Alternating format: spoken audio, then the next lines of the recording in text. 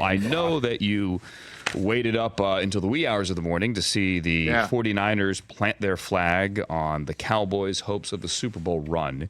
I highly doubt, I'm going to assume that considering you guys had your game, Jaguars-Bills, you did not stay up to see Mario Cristobal and the Miami Hurricanes. That was something we all talked about on Saturday morning. We could not believe we were talking about it. The entire crew talking about it. Kurt was like, what was that about? We were like, it had to be fourth down, right? And then we saw the video like, nope, it wasn't. And then we saw that poor kid on the Hurricane bench basically saying, what the F are we doing? I don't know. I honestly cannot compute how you do not take a knee right there. I just don't get it. That is what you call coaching malpractice. That's what that one was called right there. You know. Here's what Mario Cristobal said after the game to try to make sense of it.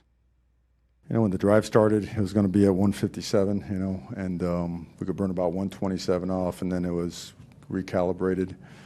I should have taken the timeout right there at the end. Thought he could get the first down, and you know, we talked about two hands on the ball, but that's not good enough. Just should have told him to take a knee, and that's it.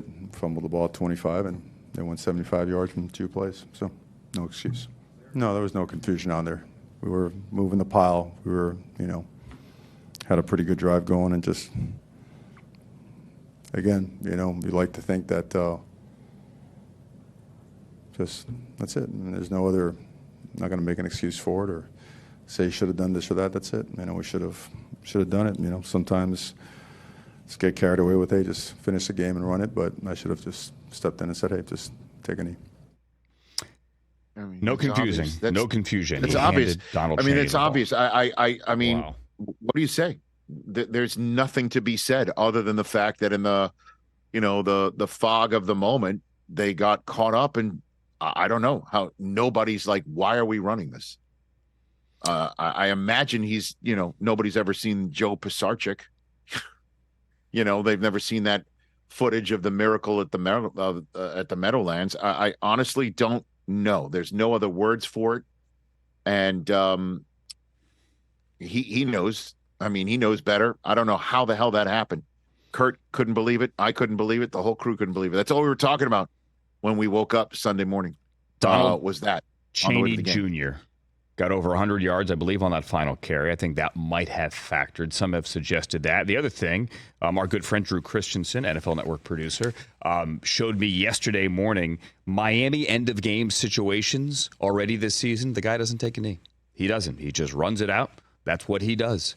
And last night, or rather Saturday night, it bit them. Also, maybe, Wall, you were sleeping with good reason. USC somehow survived in triple overtime, and Caleb Williams is a superhero, and obviously we know all those things. And they beat Arizona, Jed Fisher's return to Southern California, 43-41 in triple overtime. Great. Everyone has a close one. USC has yet another close one.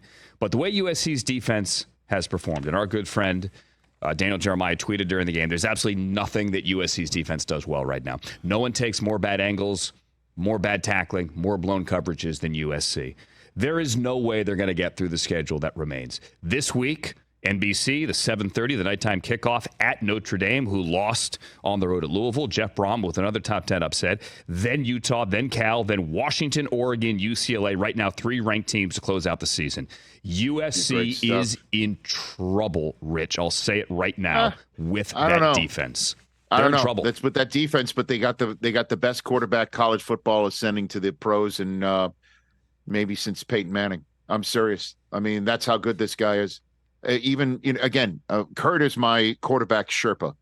And on the way to the game on Sunday, we talked about 3 college football items. One, that Oklahoma beat Texas and how that was just a gut punch to the whole Texas is back hopes for them. Maybe they face each other in a Big 12 final and can reverse the fortune and make the playoffs. Another one was obviously Mario Cristobal not having a crystal ball, you know, and then the last one being what you're talking about and how, USC's defense isn't all that great, and that's what cost them against Utah. But Kurt said there was one throw that Caleb Williams made going all the way to his right, thrown all the way to his left. or one of the other, throw it left all the way to his right and saw somebody. I said, that's Mahomes, right? And I know Kurt throws these around like manhole covers. He goes, yeah, Mahomes. He is the next Mahomes in a way that you normally wouldn't want to peg somebody else, but I really feel he is. And so I wouldn't say that USC's dead in the water or in trouble with that kid.